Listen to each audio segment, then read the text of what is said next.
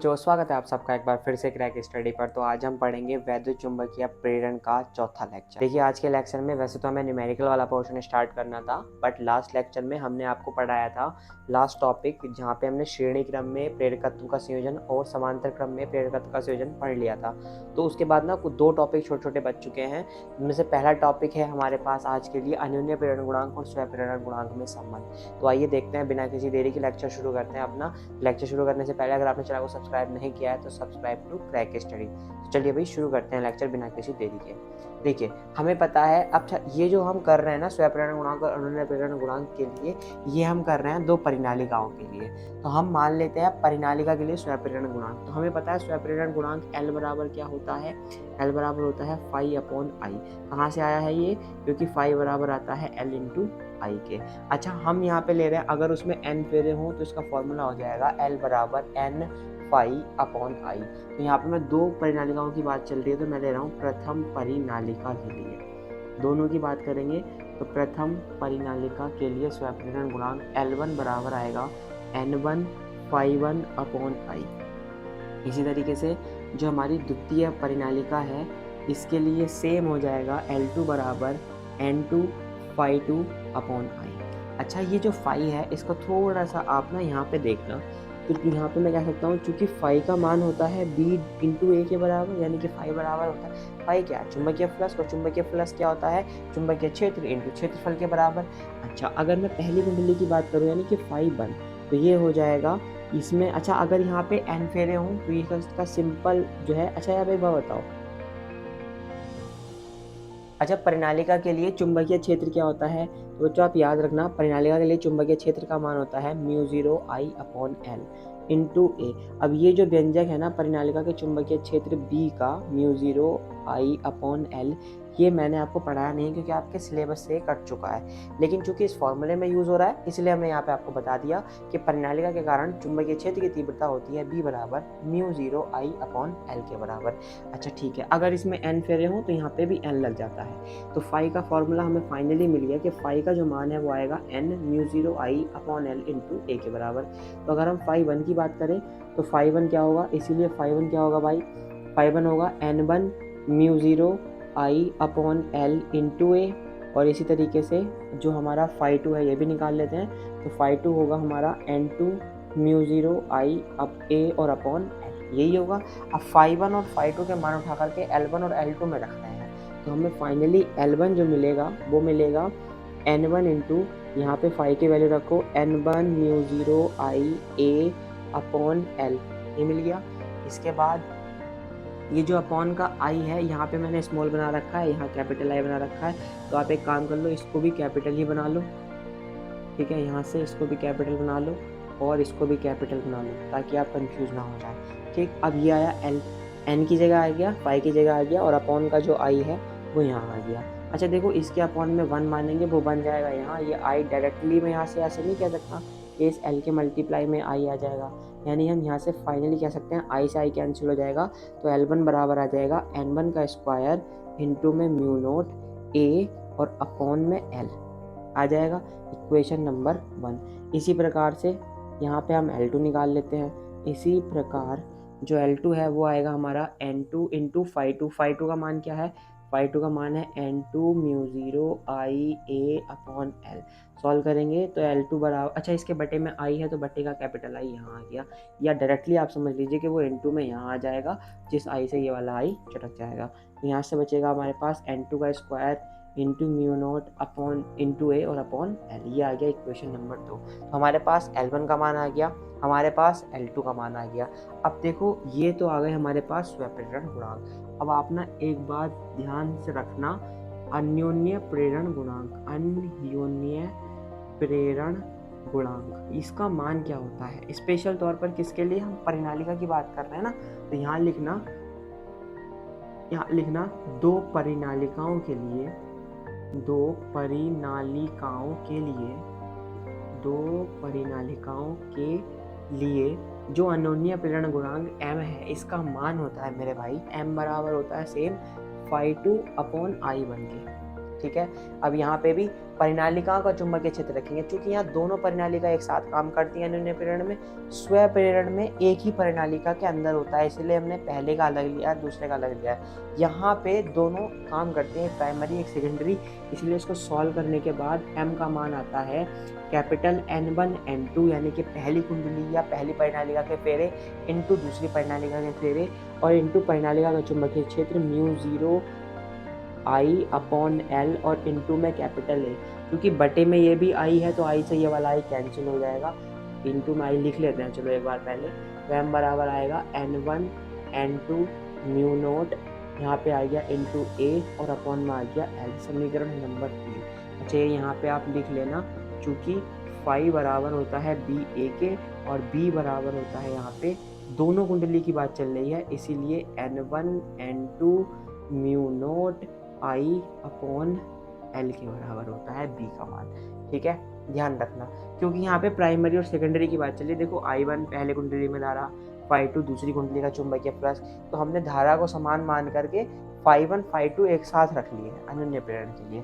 अच्छा समीकरण 1 और समीकरण 2 और समीकरण 3 से अब हम कर क्या रहे हैं, यदि हम मान लेते हैं माना क्या, हम डायरेक्ट क्या कर रहे हैं, हम इक्वेशन नंबर 1 में इक्वेशन नंबर 2 की गुणा कर रहे हैं, यानी बेसिकली हम क्या कर रहे हैं L1 में L2 की मल्टीप्लाई।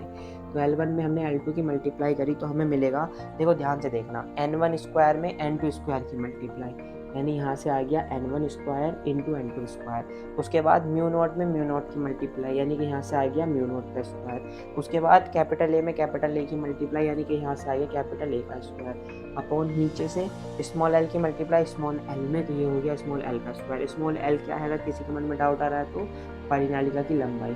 तो L1 L2 बराबर आ गया, यहाँ से हम ये नहीं कह सकते कि ये N1 N2 μ0 A upon L का होल स्क्वायर है भाई। अब यही जो मान है समीकरण नंबर 3 से, ये कैपिटल M का है, हम यहाँ से कह देंगे L1 L2 बराबर आ गया M स्क्वायर के, या दूसरे शब्दों में हम ये कह सकते हैं कैपिटल M बराबर आ गया अंडर रूट में L1 इंटू L2, M बराबर आ गया अंडर रूट L1 L2। तो ये हमारा संबंध होता है दो परिनालिकाओं के लिए, उनके अन्योन्य प्रेरण गुणांक कैपिटल M और स्वप्रेरण गुणांक कैपिटल L के मध्य, यानी कि अन्योन्य प्रेरण गुणांक होता है दोनों कुंडलियों के स्वप्रेरण गुणांक के गुणनफल के वर्गमूल के बराबर। तो आइए अब देखते हैं इस चैप्टर का लास्ट व्यंजक जो है चुंबकीय क्षेत्र में संचित ऊर्जा का व्यंजक। अब देखो चुंबकीय क्षेत्र में संचित ऊर्जा का व्यंजक के लिए वही कुछ नहीं करना, जो हमने थ्योरी पढ़ी है ना वही यहाँ पे लाइन लिखी हुई है कि मान लीजिए कुंडली में धारा परिवर्तन कर रहे हैं, धारा परिवर्तन के कारण क्या होगा, फ्लक्स में परिवर्तन होगा, जिसके कारण क्या होगा, कुंडली में एक ऊर्जा संचित होगी, यानी कि बेसिकली जो वैद्युत चुंबकीय प्रेरण की घटना है उसमें एक ऊर्जा संचित होती है। अब जो वो ऊर्जा संचित होती है उसी को कह रहे हैं हम चुंबकीय क्षेत्र में संचित ऊर्जा। तो इसके लिए हमने मान लिया कि यदि कुंडली का स्वप्रेरण गुणांक कैपिटल L और उसमें प्रवाहित धारा DI हो, तब वैद्युत चुंबकीय प्रेरण से E बराबर होता है माइनस के L DI अपॉन DT। कहाँ से आया है, ये लेंज के नियम से आया है। मैं उम्मीद कर रहा हूँ आपने इसके जो पहले के 3 लेक्चर है वो देख लिए होंगे, अगर नहीं देखे हैं तो देख लीजिए प्लीज, क्योंकि उसी से पूरा का पूरा वैद्युत चुंबकीय प्रेरण क्लियर हो जाएगा आपका। इसके बाद देखो कृत कार्य क्या होगा, कार्य बराबर, अच्छा आपने एक फॉर्मूला पढ़ा होगा, देखो ये फॉर्मूला कहाँ से है, आपने ना वैद्युत क्षेत्र में एक फॉर्मूला पढ़ा होगा V बराबर W अपॉन Q। यहाँ से W का फॉर्मूला बताओ मुझे क्या हो जाएगा, V इंटू Q। अब Q का फॉर्मूला पढ़ा होगा आपने I इंटू T पढ़ा है। इसी तरीके से ये जो V है ना वहाँ पे विभव होता था, तो यहाँ पे विभव तो है नहीं, यहाँ क्या है, यहाँ पे लगने वाला बल है, यानी कि वैद्युत वाहक बल है, तो इसको हमने E से रिप्लेस कर दिया। तो इसलिए फॉर्मूला बना है W बराबर EI/dt।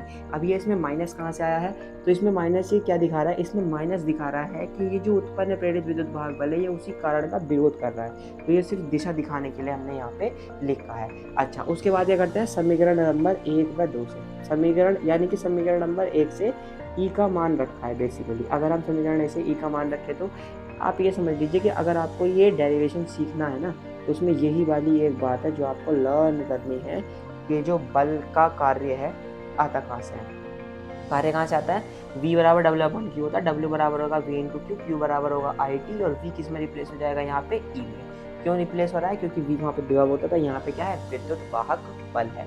तो यहाँ DW का मान हो जाएगा DW बराबर माइनस E की जगह रखो L DI अपॉन DT, एक माइनस यहाँ से आ जाएगा और इंटू में I DT आ गया होगा, माइनस माइनस प्लस हो चुका होगा, ये बन गया होगा L DI into I, DT से DT कैंसिल आउट हो गया होगा, यानी कि मैं इसको अच्छे से ऐसा करके लिख सकता हूँ, ये आ गया LI डी डब्ल्यू बराबर।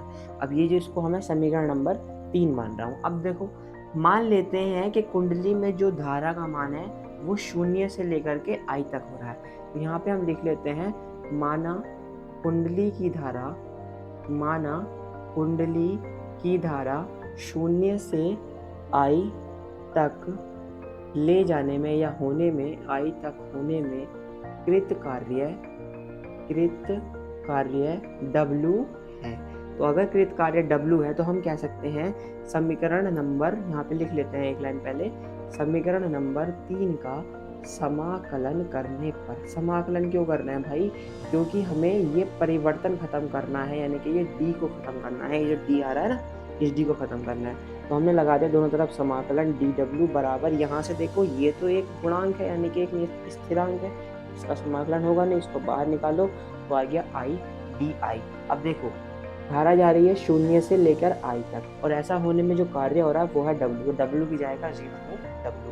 अब dw का समाकलन हो जाएगा W, लिमिट लगाने की बात करें तो लिमिट लग गई 0 से W बराबर L। ये हो गया I डी और I डी का समाकलन हो जाएगा I की घात 2/2, लिमिट लगा दो 0 से I। यहाँ पे दो फॉर्मूला लिखे ना, क्योंकि इंटीग्रेशन ऑफ dx का जो फॉर्मूला होता है वो होता है x प्लस सी, और इंटीग्रेशन ऑफ x की पावर n dx का होता है x की power n plus 1 upon n plus 1 और प्लस c के बराबर। तो यहाँ पे वही लगा है, यहाँ i की पावर कितनी थी बच्चों, 1 थी, तो i की पावर 1 में हमने 1 जोड़ दिया तो i की पावर 2 अपॉन 2। अच्छा इसमें लिमिट लगाओ, upper limit w minus lower limit 0 बराबर l बाहर बटे में 2 बाहर, अपर लिमिट i तो i का स्क्वायर माइनस लोअर लिमिट तो 0, यानी फाइनली यहाँ से w बराबर आ गया मेरे पास l/2 इंटू आई स्क्वायर। या अच्छा देखो ये चूंकि वर्ग आ चुका है, वर्ग मतलब कार्य, तो यहाँ पे लिख देना यही कार्य ऊर्जा के रूप में संचित होता है, यही कार्य ऊर्जा के रूप में संचित होता है, यही कार्य ऊर्जा के रूप में संचित होता है। इसीलिए W किसके बराबर आ जाएगा, U के, तो U बराबर आ गया 1/2 LI स्क्वायर के। तो यही होता है भाई हमारा चुंबकीय क्षेत्र में संचित ऊर्जा का व्यंजक वैद्युत चुंबकीय प्रेरण की घटना में। अच्छा इसको थोड़ा सा और मॉडिफाई करना है तो आपने एक फॉर्मूला पढ़ा होगा L बराबर φ/I का, ठीक है, यानी कि बेसिकली इसको आप और अच्छे से समझ लो, आपने ना स्वयं प्रेरणा में ऐसा पढ़ा होगा फाई बराबर LI।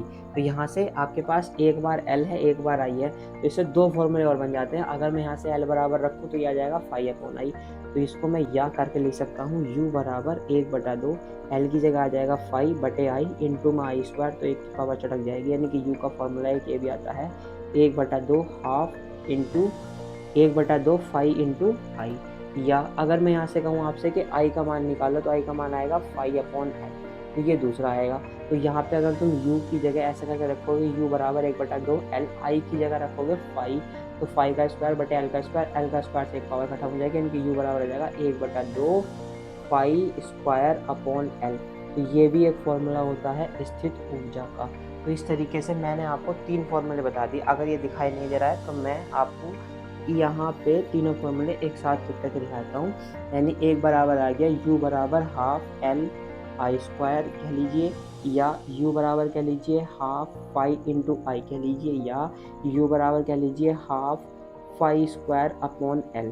ये 3 फॉर्मूले होते हैं चुंबकीय क्षेत्र में संचित ऊर्जा के वैद्युत चुंबकीय प्रेरण की घटना में। एक होता है U बराबर फाई 1/2 LI स्क्वायर, एक होता है U बराबर 1/2 फाई I, एक होता है U बराबर 1/2 फाई स्क्वायर L। यानी कि अगर आपको फाई और I दिया तो आप डायरेक्ट ये लगाएंगे, फाई और L दिया तो डायरेक्ट ये लगाएंगे, और अगर LI दिया तो डायरेक्ट ये लगाएंगे। तो ये है भाई चुंबकीय क्षेत्र में संचित ऊर्जा का व्यंजक। तो देखिए भाई संचित ऊर्जा के व्यंजक के साथ ही चैप्टर की थ्योरी कंप्लीट हो चुकी है। तो अब करते हैं चैप्टर के कुछ न्यूमेरिकल्स। तो आइए देखते हैं पहला न्यूमेरिकल। देखिए पहला न्यूमेरिकल कह रहा है कि 10 ओम के प्रतिरोध वाले परिपथ के परितः फ्लक्स के समय के साथ कुछ परिवर्तन जो हो रहा है वो सूत्र के अनुसार हो रहा है। यानी कहने का मतलब ये है कि कोई एक परिपथ है जिस परिपथ का प्रतिरोध 10 ओम है, यानी यहाँ पे मैं लिख लेता हूँ कैपिटल R बराबर मुझे दे दिया है 10 ओम, उसके परितः फ्लक्स फाई बराबर मुझे एक समीकरण के रूप में दिया हुआ है, समय t बराबर 0.25 सेकंड दिया हुआ है, और मुझसे दो चीजें पूछी गई हैं, प्रेरित विद्युत वाहक बल यानी कि कैपिटल E बराबर क्वेश्चन मार्क, और साथ में पूछा गया मुझसे प्रेरित धारा यानी कि I बराबर भी क्वेश्चन मार्क। अब देखो प्रेरित विद्युत वाहक बल, तो चूंकि मैंने पढ़ा है वैद्युत चुंबकीय प्रेरण से, तो यहाँ पे लिख लेते हैं, चूंकि हमने पढ़ा है विद्युत चुंबकीय प्रेरण से, विद्युत चुंबकीय प्रेरण से हम क्या पढ़ के आए हैं, हम पढ़ के आए हैं प्रेरित विद्युत वाहक बल E बराबर होता है minus k d phi upon d t के, ये तो पढ़ा है हमने, E बराबर minus k d phi upon d t. ठीक है भाई, लगा दीजिए E बराबर minus d upon d t, phi का मान क्या है 6t² माइनस 5t प्लस 1, क्या करना है d अपॉन डी टी का मतलब है अवकलन, कर दीजिए भाई इसका अवकलन। तो E बराबर मुझे मिलेगा माइनस के, यहाँ से देखो 6t² में से 6 का अवकलन नहीं होगा, अवकलन होगा d upon d T t² का, फिर मैं ये वाला माइनस बाहर ले रहा हूँ, फिर इस माइनस में 5 बाहर, तो d upon d T T का अवकलन और प्लस यहाँ से हो जाएगा d अपॉन डी टी इस एक का अवकलन। अब मुझे पता है कि किसी भी जो अचर संख्या होती है इसका अवकलन होता है 0, तो ये बराबर आ जाएगा माइनस के 6 इसका अवकलन आ जाएगा into 2t minus 5 into T का 1 हो जाएगा प्लस इसका हो जाएगा 0। तो E बराबर मुझे फाइनली यहाँ से मिल गया, माइनस के अंदर मल्टीप्लाई करते ही 12t प्लस 5, लेकिन उसने कहा है t का मान कितना रखना है, t का मान 0.25 रखना है। ठीक है, तो यहाँ लिख लेते हैं t बराबर 0.25 सेकेंड पर, t बराबर 0.25 सेकेंड पर E का मान रखो 12 गुना 0.25 और प्लस 5।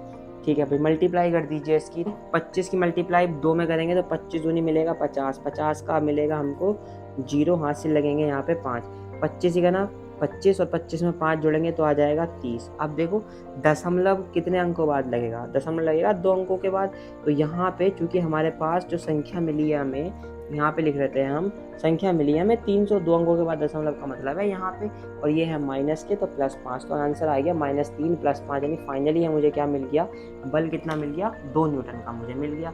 इसके बाद मुझे सेकंड चीज में क्या निकालना था, प्रेरित धारा, तो मुझे पता है चूंकि ओम के नियम से, ओम का नियम क्या होता है भाई, ओम के नियम से आपने ओम का नियम पढ़ा होगा, V बराबर आई आर, यहाँ से I का मान निकालो तो आ जाएगा V अपॉन आर।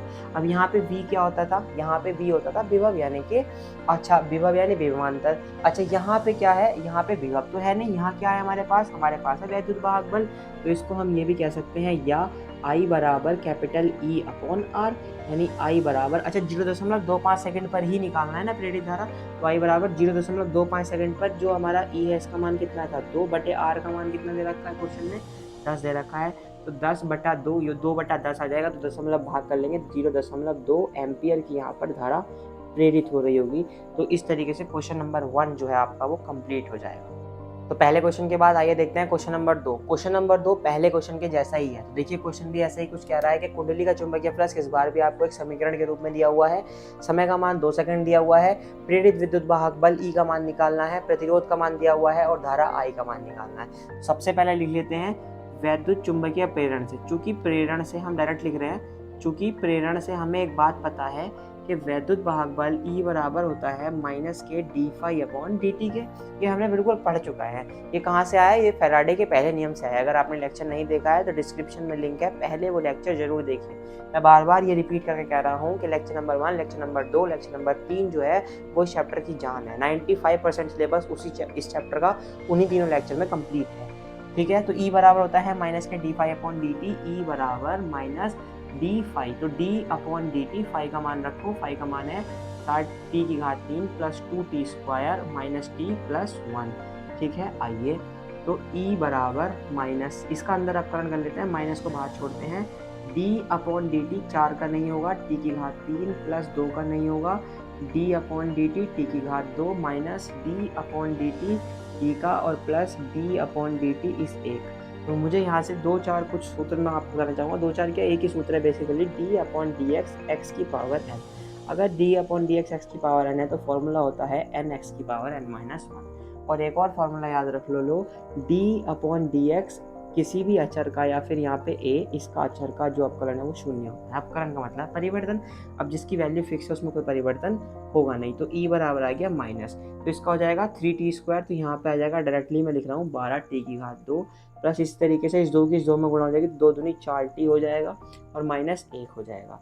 तो ये यहाँ पे हमारा E का मान आ गया, यानी बेसिकली इसको अच्छे से सॉल्व करके लिखे तो E बराबर आ गया माइनस के 12t², माइनस का इसके अंदर मल्टीप्लाई होगी तो माइनस के 40 और प्लस के 1 E है। अच्छा, उसके बाद क्या कह रहा है, 2 सेकंड में, तो 2 सेकंड का क्या मतलब है, t बराबर 2 सेकंड पर, t का मान 2 सेकंड रखो तो E का मान क्या मिलेगा, माइनस के 12 गुणा 2 का स्क्वायर और उसके बाद इधर मिलेगा माइनस के 4 इंटू 2 प्लस 1। सॉल्व करेंगे तो माइनस के 12 गुणा 4 माइनस 8 प्लस 1। सॉल्व कर लो इसको, 12 की 4 में मल्टीप्लाई कर लो, 4 दूनी 8, 4 गुना 4 48, 48 में 8 गया तो फाइनली यहाँ से हमें सच दैट ई का मान क्या मिल जाएगा भाई, 48 में 8 ऐड करोगे तो 56, 56 में से गया तो 55, यानी ई बराबर मुझे मिल गया माइनस के 55। इसमें मत घबरा जाना कि बल का मान माइनस में क्यों आ गया, यहाँ माइनस सिर्फ दिशा दिखा रहा है, लिख लेना, यहाँ माइनस दिशा दर्शाता है, यानी कि यहाँ सिर्फ और सिर्फ माइनस दिशा दर्शाता है, ये नहीं दर्शाता कि हमारा बल निगेटिव है। अच्छा, बल के बाद हमें एक चीज़ और निकालनी थी, धारा। कब निकालनी थी, जब मान ओम का दिया हुआ था, मतलब प्रतिरोध दिया हुआ था इतना, तो हमें पता है चूंकि ओम के नियम से धारा, ओम के नियम से, देखो सेम एज इट इज पहले क्वेश्चन के जैसे ही है, एक एक चीज एज इट इज है, तो E बराबर V अपॉन R होता है, तो यहाँ V की जगह वैद्युत चुंबकीय प्रेरण में क्या लेंगे, E अपॉन R लेंगे। यहाँ लिख लेना साइड में V बराबर E होगा, ब्रैकेट में लिख लेना विद्युत चुंबकीय प्रेरण की बात चल रही है, तो इस तरीके से आप दिखा भी सकते हो, तो एग्जामिनर थोड़ा और अच्छा फील करेगा कि हाँ आपको क्लियर है चीज़ें। तो I बराबर आ जाएगा, E का मान कितना निकल के आया भाई, 55 न्यूटन। अब देखो यहाँ माइनस लेने की कोई जरूरत नहीं है क्योंकि माइनस सिर्फ दिशा दिखा रहा था, आपने यहाँ पे लिख दिया है। तो 55/R का मान कितना है, 5, 5 का 5, यानी कि बहने वाली धारा कितनी आ गई, 11 एम्पियर की आ गई। तो इस तरीके से क्वेश्चन नंबर 2 भी आपका डन हो जाएगा। भाई अब देखते हैं next question, question number 3। Question number 3 ये कह रहा है यदि प्राथमिक कुंडली में बहने वाली धारा का मान 3 एम्पियर है, तो धारा का मान लिख लेते हैं भाई, आई प्राथमिक कुंडली है तो आई प्राइमरी कह लेते हैं, ठीक है। आई प्राइमरी का मान है 3 एम्पियर, ठीक। उसके बाद कह रहा है कि प्राथमिक कुंडली में बहने वाली 3 एम्पियर की धारा को 0.001 सेकेंड, यानी कि समय का मान दे दिया आपको 0.001 सेकेंड में शून्य कर दिया था, ध्यान से सुनना। यानी कि हम कह सकते हैं कि इसका जो मान है वो कितना हो रहा है, यानी इसको हम I1 ले लेते हैं, इसको I2 ले लेते हैं, I2 की वैल्यू कितनी है, 0 एम्पियर जा रही है, ठीक है। तो इसको हम T नहीं मान रहे, इसको DT मानो, समय के साथ परिवर्तन हो रहा है। तो द्वितीयक कुंडली में उत्पन्न प्रेरित विद्युत वाहक बल यानी कैपिटल E का मान दे रखा है आपको 15,000 वोल्ट, ठीक है। तो क्या करना है, अन्योन्य प्रेरण गुणांक कैपिटल M बराबर, यहाँ हमें पता है चूंकि विद्युत वाहक बल क्या होता है, विद्युत वाहक बल, तो विद्युत वाहक बल E सेकेंडरी कुंडली का बराबर होता है माइनस के M dI1 अपॉन dt, यानी कि पहली कुंडली में धारा परिवर्तन के कारण दूसरी कुंडली में एक बल उत्पन्न होता है, यही तो अन्योन्य प्रेरण की घटना है। यानी E2 बराबर आता है माइनस के M dI अपॉन dt, यहाँ से M का वैल्यू क्या आ जाएगा, M बराबर आ जाएगा E2 upon DI upon dt, यही आएगा बिल्कुल माइनस के। तो M निकालना है तो M बराबर M, हाँ ठीक है, M निकालना है तो M बराबर E2। अच्छा, ये उत्पन्न विद्युत वाहक बल दूसरी कुंडली का होगा तो E2 का मान रखो, E2 का मान आ गया भाई 15,000 बटे DI। अच्छा, DI का मान यहाँ पे छोटा सा देखना है ना क्लिप, तो DI क्या होगा, DI होगा यहाँ पे, DI क्या है, DI का मतलब है धारा में परिवर्तन, और धारा का परिवर्तन कैसे काउंट करते हैं, I2 माइनस I1 करके। तो I2 माइनस I1, I2 कितनी जा रही है धारा, 0 हो रही है, माइनस I1 का वैल्यू कितना है, 3 है, ठीक है। यहाँ माइनस गलत लगा दिया, तो यह कितना आएगा, DI का वैल्यू आ गया माइनस का 3 एम्पियर, ठीक है। DI की जगह पे DI का वैल्यू रखिए माइनस का 3। अच्छा देखो, इसका ये अपॉन में मैं 1 मान सकता हूँ, नहीं मान सकता, E2 के अपॉन में, तो ये जो DT है ये मल्टीप्लाई में जाएगा E2 के, और DI जो है वो मल्टीप्लाई में जाएगा इस 1 के, यानी कि इनटू में जो समय का मान है ना कितना, 0.001, वो आ जाएगा ऊपर इस बल के गुणा में, माइनस था माइनस, माइनस से माइनस कैंसिल हो जाएगा, 3 से इसको कैंसिल कर लो, 3 पंजे 15, 0 0 0, तो M बराबर आ गया 5,000 की मल्टीप्लाई इसमें 0.001 में करेंगे तो 5,000 की 1 में करेंगे तो 5,000 का 5,000, 3 अंकों के बाद दशमलव लगाना है, तो 1 2 3 दशमलव छोड़ो यहाँ नहीं कि यहाँ, यानी M का मान कितना आ गया 5। मैंने आपको बताया था कि अन्योन्य प्रेरण गुणांक है, और अन्योन्य प्रेरण गुणांक का मात्रक क्या होता है, हेनरी होता है या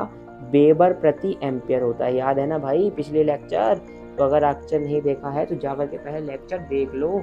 इस तरीके से अन्योन्य प्रेरण गुणांक आ जाएगा 5 हेनरी। तो आइए देखते हैं नेक्स्ट क्वेश्चन, यानी क्वेश्चन नंबर 4। देखो क्वेश्चन नंबर 4 कह रहा है किसी कुंडली का स्वयं प्रेरकत्व दे रखा है, स्वयं प्रेरकत्व क्या होता है, L का मान दे रखा है 0.4 मिली हेनरी, MH का मतलब है मिली हेनरी। आप मुझे बताओ 1 मिली में कितने मीटर होते हैं, यानी कि बेसिकली 1 मिली में होते हैं 1/1000, यहाँ पे हम कह देंगे 0.4 × 10⁻³ हेनरी, क्लियर है इतना? यहाँ पे लिख लेना यार, लिख लेना, चूंकि 1 मिली हेनरी बराबर होता है 10⁻³ हेनरी के। कहीं अलग से ना आया, 1 मिलीमीटर में 1000 1/1000 मीटर हो, तो यहाँ पे बस उसी को लिख दिया कि 1 मिली हेनरी में भी 1/1000 हेनरी हो जाएंगे, काम खत्म। उसके बाद दे रखा है ये वाली लाइन बहुत कमाल की, ये वाली है ना, इस वाली लाइन को बहुत कमाल से पढ़ना। जैसे क्या दिया हुआ है, बहने वाली धारा 0.1 सेकंड में, समय का मान t बराबर 0.1 सेकंड। आगे बहने वाली धारा 1 एम्पियर, यहाँ पे ध्यान रखना, से परिवर्तित हो जाती है, यानी I का मान दे रखा बाल को आपको 1 एम्पियर। अब मुझे आप एक बात बताओ, चूंकि क्या निकालना है, प्रेरित विद्युत वाहक बल कैपिटल E बराबर क्वेश्चन मार्क, तो यहाँ पे एक लाइन लिखना, चूंकि स्व प्रेरण की घटना से मुझे पता है E का मान क्या होगा, -KL DI/dt, यही होता है, E बराबर -KL DI/dt के, तो आप कहोगे हाँ जी यही होता है। E हमें निकालना है, E बराबर -L की जगह रखो L का मान 0.4 × 10⁻³ इंटू में, ये बहुत कमाल की बात है, DI, I का मान कितना बाल को 1 बटे समय का मान कितना है 0.1, 0 से घटा मतलब पॉइंट हटा, ऊपर 0 बढ़ा, तो E का मान फाइनली आपको क्या मिल गया, -0.4 × 10⁻², वोल्ट।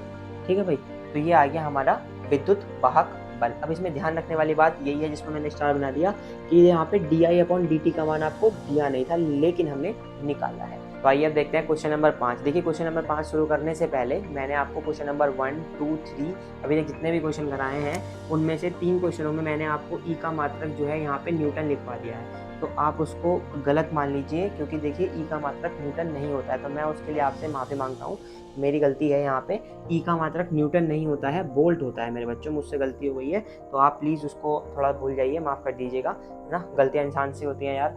तो E बराबर वोल्ट है। अब देखो इसको याद कैसे रखेंगे, तो हमें पता है V बराबर IR, यानी I का मान होता है V/R के बराबर। प्रेरित विद्युत भाग में हम I का मान ले रहे हैं E/R के बराबर, यानी कि V जो है वो E के समान है। यहाँ पे V का मात्रक वोल्ट होता है, तो इस E का मात्रक भी वोल्ट होगा। ये बेसिकली आप क्वेश्चन में भी देख लेना यार, प्रेरित विद्युत भाग बल का मात्रक आपको वोल्ट में दिया हुआ है, तो प्लीज़ थोड़ा सा ज़रा ध्यान दे लीजिएगा, है ना, माफ़ी चाहूँगा इसके लिए। तो आइए अब बढ़ते हैं अपने क्वेश्चन पे। क्वेश्चन क्या कह रहा है, क्वेश्चन कह रहा है एक कुंडली का स्व प्रेरकत्व दिया हुआ है, यानी कैपिटल L का मान दिया हुआ है आपको 25 हेनरी, तो L बराबर दिया हुआ है आपको 25 हेनरी। नेक्स्ट बात करें तो E का मान दिया है आपको 75 वोल्ट। उसके बाद बात करें तो कह रहा है समय T का मान है 1 सेकेंड, और आगे बात करें तो धारा 10 एम्पियर से घटकर कितनी हो जाएगी, यानी कि आपको I1 का मान दिया हुआ है 10 एम्पियर, और यहाँ से पूछा है आपको घटने के बाद धारा I2 कितनी हो जाएगी, तो I2 बराबर क्वेश्चन मार्क। तो हमें पता है चूंकि स्व प्रेरण की घटना से क्या होता है, स्व प्रेरण की घटना से E का मान होता है -KL DI/dt के बराबर। ठीक है, E की जगह E का मान रखो 75 बराबर, -L की जगह L का मान रखो 25। अच्छा, dt क्या होता है, dt होता है I2 - I1 बटे dt की जगह t का मान रखो, t का मान है 1, तो यहाँ से भाई 25 दूनी 50, 25 से 75, फाइनली हमारे पास आ गया 3 बराबर -के I2 और +के I1। अच्छा, बटे का 1 है तो कोई दिक्कत ही वाली बात नहीं है, -I2 का मान हमें निकालना है, कितनी हो जाएगी, +I1 का मान कितना दे रखा भाई, I1 का मान दे रखा है हमको 10, तो 3 बराबर, यहाँ से हमारे पास ये जो 10 इधर प्लस में इधर आएगा तो माइनस में हो जाएगा, तो 3 - 10 बराबर बचेगा -के I2 के। बाकी क्वेश्चन इधर देखो, 10 में से 3 गया तो कितना बचेगा, बेसिकली माइनस के साथ, तो माइनस के साथ बराबर -I2, माइनस से माइनस लग गया, I2 का मान आ गया 7 एम्पियर। अर्थात हम ये भी कह सकते हैं कि 75 वोल्ट का प्रेरित विद्युत वाहक बल उत्पन्न करने के लिए 1 सेकंड के अंदर धारा का जो मान है वो 10 एम्पियर से कितना हो जाएगा, 7 एम्पियर रह जाएगा। तो ये है हमारे न्यूमेरिकल्स। तो ये था भाई आज का लेक्चर। आज के इस लेक्चर में हमने कंप्लीट कर लिया है वैद्युत चुंबकीय प्रेरण वाला चैप्टर। तो अगर आपको लेक्चर अच्छा लगा है, सीरीज अच्छी लगी है, वीडियो पसंद आई है, तो उसको लाइक कीजिए, शेयर कीजिए अपने दोस्तों के साथ। कोई डाउट है तो आप मुझसे कमेंट कर दीजिएगा। तो इसी तरीके से सीरीज देखने के लिए चैनल को सब्सक्राइब कर लीजिए। तो मिलते हैं आपसे अब इसके नेक्स्ट चैप्टर में, जो कि है प्रत्यावर्ती धारा। तो मिलेंगे आप प्रत्यावर्ती धारा के साथ, यूनिट नंबर 2 को समाप्त करेंगे, जो हमने शुरू करी है वैद्युत चुंबकत्व। तब तक के लिए हंसते रहिए, मुस्कुराते रहिए और पढ़ते रहिए और देखते रहिए क्रैक स्टडी।